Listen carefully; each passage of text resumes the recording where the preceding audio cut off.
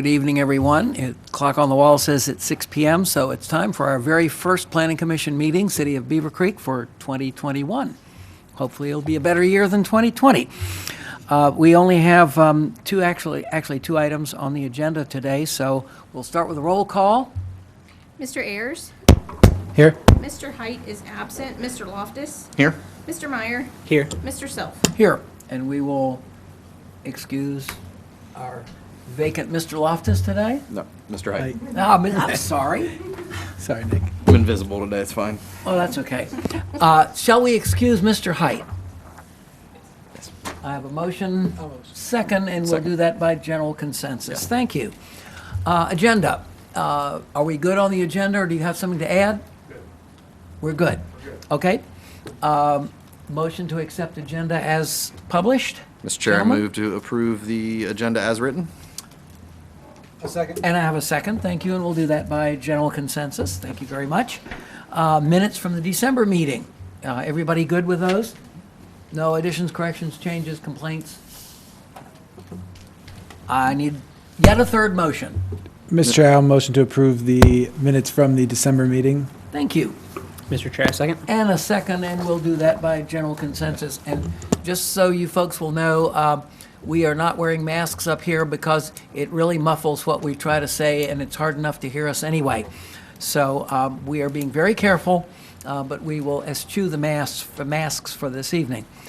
Okay, we have two items, and they're both public hearings. So without further ado, we will go ahead and read the first one, please. This is case number PUD 21-1 on an application filed by United Church Homes Incorporated, Nathan Bollinger, 170 East Center Street, Marion, Ohio 43301.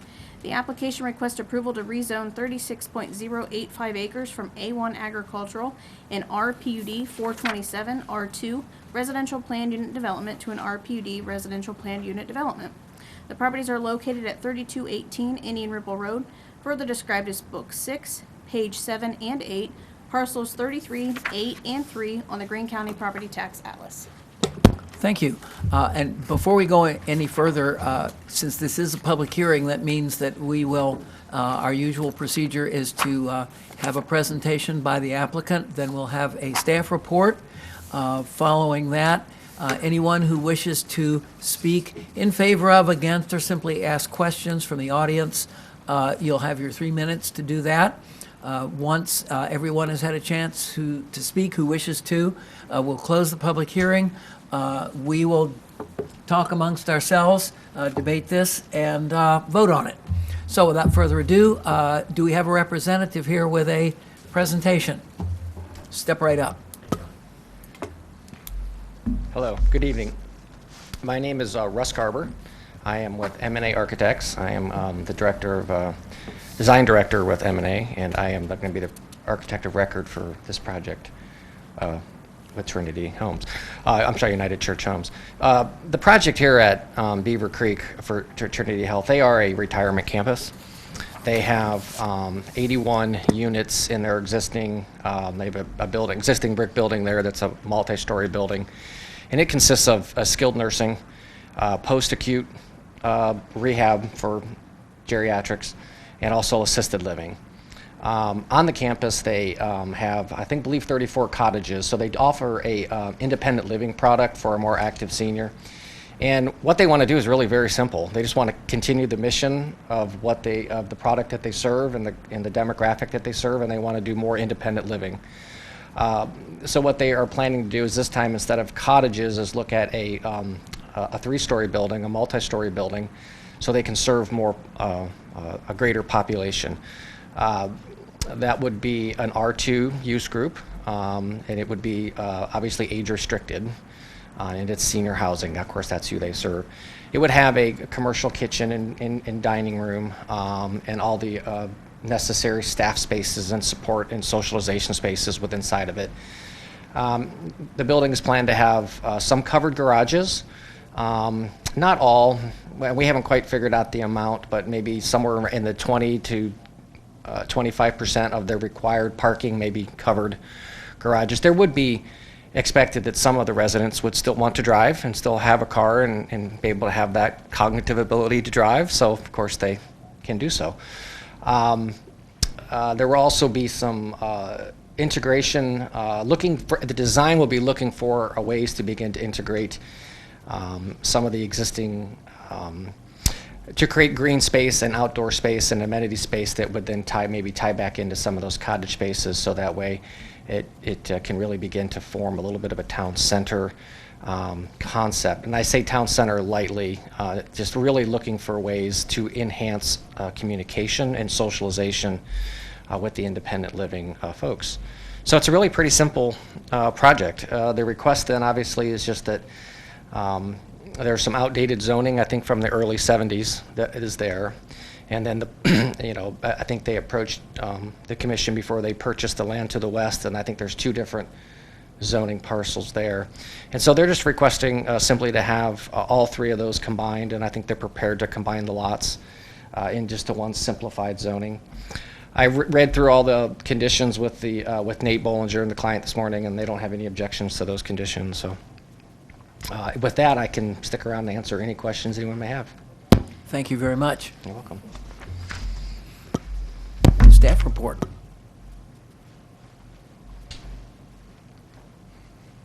Good evening, Mr. Chairman, members of the Planning Commission. The case you have before you is PUD 21-1, the Trinity Community Rezoning. And this is the first stage of a PUD process. This is the rezoning phase, and they're looking to take the existing RPUD 427 and combine it with about 10 acres of A1 lots, all into one new PUD. Project's located on Indian Ripple Road, east of North Fairfield, and about a mile east of North Fairfield. Again, you can see here's the 3 distinct lots. These are the 2 A1 lots, and then this is the PUD as it stands now. And again, they're looking to combine that into one cohesive new PUD. And you see that the 3 lots in yellow would be the entire PUD. There's R1A to the north, A1 to the east, R1A to the south, and then this is a large farm A1 property to the west. The land use plan has this area as a multi-classification. One is mixed use, which if you read through the definition of mixed use, this is an appropriate use. Multifamily residential, senior apartments. These are appropriate uses within the PUD, or within the mixed use development. And of course, the existing PUD is low density single family residential, which is also appropriate for what they're proposing. A few of the selected conditions in the resolution for your consideration. The permitted uses within this PUD would be nursing homes, assisted living facilities, retirement communities, and adult daycare. One thing that we wanted to include with the condition is that the existing site, as it is now, be the approved specific site plan, so that when they do come in the future, it would just be a modification of that site plan rather than, in that way, if there's a few changes to the building, we're not trying to come through with the specific site plan with a small minor change. Also, one of the conditions which isn't in effect right now is that there be a 50-foot buffer between on the north, the east, and the west property lines. There is a separation requirement between non-residential and residential uses, but it doesn't necessarily require the 50-foot buffer, just the screening. And with this proposal, there is a required 50-foot buffer to be applied within the PUD, and also a 40-foot building setback along North Fairfield Road. This is a proposed overview of the concept plan. You can see where I've highlighted in red where they would have the 50-foot buffer area, and then a 40-foot setback between Indian Ripple Road and the existing, or any building needs to be at least 40 feet back from Indian Ripple Road. In your resolution for your consideration, there's 8 conditions. Staff does recommend approval of the applicant's request, and I'm here to answer any questions following the public hearing. Thanks. Thank you. You did mean the 40-foot along Indian Ripple. You said North Fairfield. Did I say North Fairfield? No, Indian Ripple Road. Indian Ripple. Okay. A lot further along North Fairfield. Okay. As this is a public hearing, I'll open it up. Before I start with that, though, I would remind everyone that we're not looking at a specific site plan tonight. What we're looking at is essentially rezoning and having consistency in the zoning with the two new parcels and the existing one. And I believe that existing one probably predates the city. Does it not? The PUD? I think recall looking back in the case files, it said 1973 on Yep. it.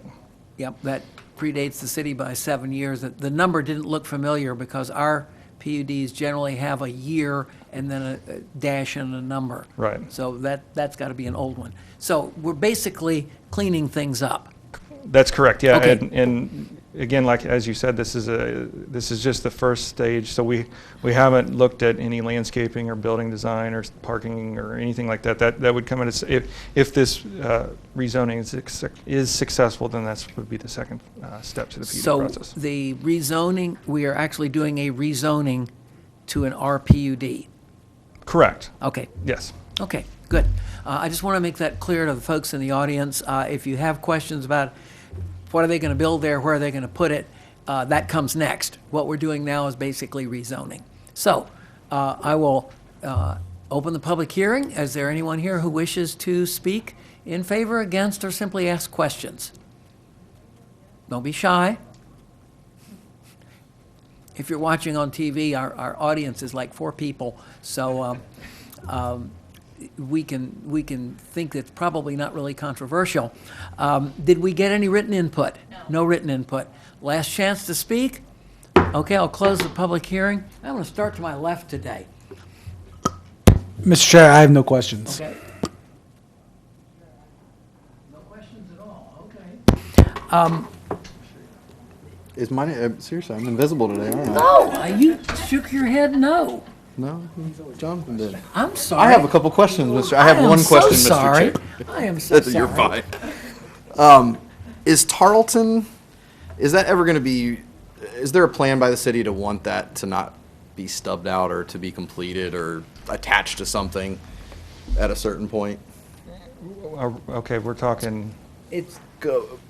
Tarleton parallels the back of the northern lot line. And it's stubbed out, we talking right? about It's stubbed here? out Yeah, at it's both stubbed ends, out right actually. there. I mean, that would be any part of, if the form would redevelop as residential, you know, Okay. we would, I mean, we're always interested in interconnectability of. Well, and that's what I'm asking, Of just- appropriate uses. As long as, Okay, because I know this doesn't affect these two specific spots, but you No, know, I if we mean, go to the you- north, is that going to shift our ability to be able to connect those, or no. does it I- really matter? We wouldn't want to, I mean, the connection between this type of development and a single-family residential is not, No, I'm just talking about just connecting the stub street, so it kind of creates that circular pattern up to the north there, or wherever it's intended. I mean, to be that connected. would be in play when, sorry, I forgot my mask was on. When we do get to the, if this farm would ever redevelop, that's when that would come into play. Okay. And the same with the street on the east side, too. Yep. Sometimes you wait a long time for that. It's Yeah. been almost 60 years for Newton Drive. Right, exactly. Well, and I just didn't know Only if a the few city more had months, and- plans to do it, and if it was gonna, this. Yeah, I mean, that obviously would be go up connected to the more north. towards the west rather than down to the southeast. Okay, no, I don't have any further questions. I think it's a pretty no-brainer on my end. And I apologize. Oh, you're fine. I do recognize you, I Mr. Rollins. actually can see you. Other questions, gentlemen? I do just have a quick one, and that is the 50-foot buffer zone. The buildings that are currently there now all meet that requirement. Is that correct? Correct. Okay. So it would be anything either built on the existing parcel or on the 2 new parcels once they start construction. Right, yeah, we won't, I mean, if we ever anticipated this, I mean, would anticipate this to go single-family to the west, and we're trying to preemptively, Right. separate the uses. Okay, good. That's all I needed. Thank you very much. Okay, gentlemen, if you have no further questions, then I'll ask for a motion. Mr. Chair, I motion to approve PUD 21-1 with 8 conditions. Okay, I have a motion, Mr. Chair, I second. and I have a second. Mr. Loftus? Yes. Mr. Meyer? Yes. Mr. Ayers? Yes. Mr. Self? Yes, and so motion carries 4-0. We're quite pleased to see Trinity doing well and actually cleaning up a bit of a zoning situation that we've been looking forward to cleaning up. So we're looking forward to seeing the specific site plan. Yeah, thank you. I look forward to presenting it. Thank you all. Okay, we have a second public hearing tonight, and that is PUD 88-21, 1220 conditional use. I had to figure out what CU was, conditional use. This is case number PUD 88-21, conditional use 12 of 20, on an application filed by Rosario Picardo, 5188 Free Pike, Trotwood, Ohio 45426. The applicant requests conditional use approval to allow for a place of religious assembly. The property is located at 2727 Fairfield Commons Boulevard, further described as Book 4, Page 3, Parcel 4 on the Greene County Property Tax Atlas. Thank you. And I presume we have someone here to make the presentation for the applicant? Good evening. My name is Reverend Dr. Rosario Picardo, and I should add I'm a veteran as well, so I served in the Marine Corps Reserves and in the United States Navy Reserves.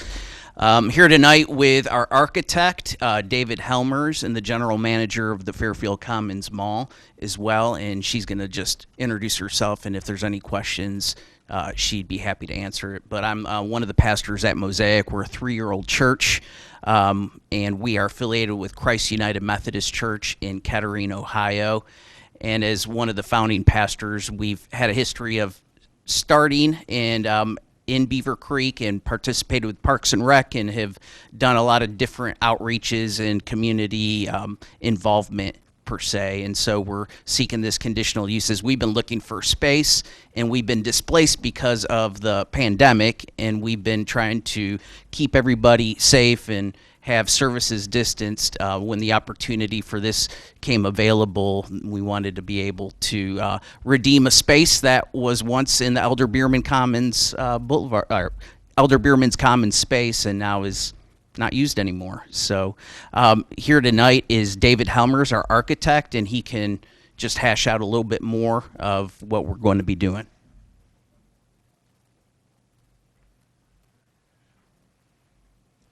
Yes, my name is David Helmers. I'm an architect with Architects Associated, and yeah, we kind of helped put the package together for the application. And but it's a real simple improvement to the space. I mean, we're just going to occupy the space for worship and children's ministry and ministries like that. So, but yeah, we're not building anything inside the space, but it's just a good place for the church. Plenty of room for them, and then also plenty of parking, all the things that they're going to need for. But I think when you look at how a church would function in any community, I think we've easily meet all the requirements that a church would need. So, but if you've got any other questions about the space, I'd be glad to answer those. Okay, thank you very much.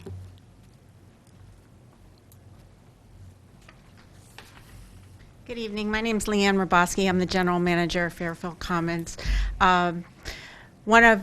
We are a shopping center, but we also are community outreach.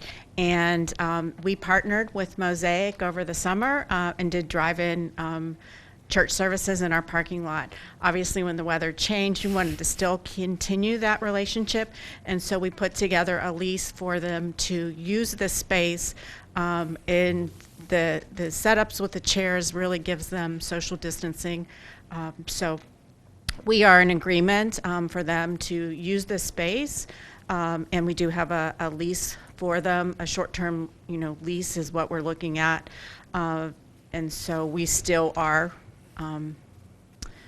the taxpayer in the community, and they're just simply using space that is unoccupied. And they've been a great community partner with us, working with a lot of the tenants to support them as well. Thank you. And we have a staff report, I'll bet.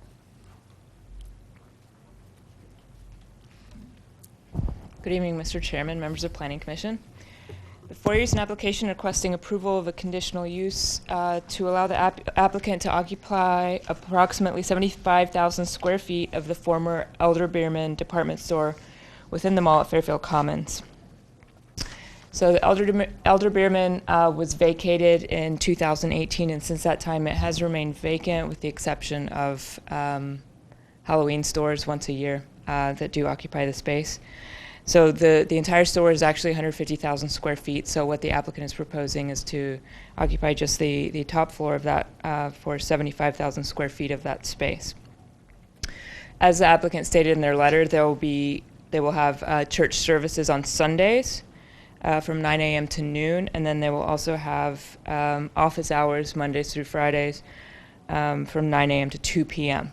The mall actually opens at noon on Sundays, so there isn't going to be kind of they won't be there at the same time. So when service is finished, then the mall opens on Sundays. So the applicant has also stated that they'll have approximately 300 attendees. Our zoning code requires that there be one parking space for every 3 attendees, which requires 100 parking spaces total. You can see on that plan, I made a line. There are 2 green lines, just to I guess point out a section of the parking lot where you would think only maybe if there was a department store, only the people going to that department store would park on that side, and within that area, I believe there was over 320 parking spaces. So I mean, there isn't going to be an issue with parking, as you can see by that aerial photo, and that's really the biggest concern for us would be to make sure that there is enough parking, that there isn't going to be any type of traffic issue. And just with them not coinciding with their hours, we don't think that there's going to be an issue at all. We just did add one condition that if they decide to put up any signage, they just need to meet the requirements of the mall sign package. Other than that, they don't have any plans to make any changes to the exterior of the building. So staff is recommending approval with the 2 conditions in the attached resolution, and I can answer any questions you have following the public hearing. Thank you very much. She probably answered all our questions before we had them. This is a public hearing, so since the 3 remaining folks in the audience were the ones that presented, I'll still say this is an open public hearing, so if you have any questions or anything that you wish to state, please come forward and take your 3 minutes. I'm not hearing anything. Did we get written input? We did receive written input. Staff received 5 letters that were in support of the request. The commissioners have received a copy of those letters. Okay, thank you very much. Last call. I'll pro forma close the public hearing, and I'll start with Mr. Invisible. All right, I have no questions for this one. This seems pretty cut and dry as well. No questions. No questions? I have one. How long do you intend on occupying the space? I didn't know if there was a date definite for how long. Do you plan to make it a permanent move, or? Don't know. How long are you going to be on council? Or how long am I going to be in this room? So really, if 2020 taught us anything, it's just to be flexible and open. So we're going to, right now it's temporary, but I'd have a hard time putting a specific date. And I've learned, as you probably have learned, to just kind of hold things loosely. And so if I tend to put something out there, people hold us to it in terms of our congregation and all that. So yeah, it's, don't know. That's the honest answer. Well, there was no wrong answer. So Yeah. that's Thank you. okay. Appreciate it. Just as an aside, gentlemen, what we're basically looking at here is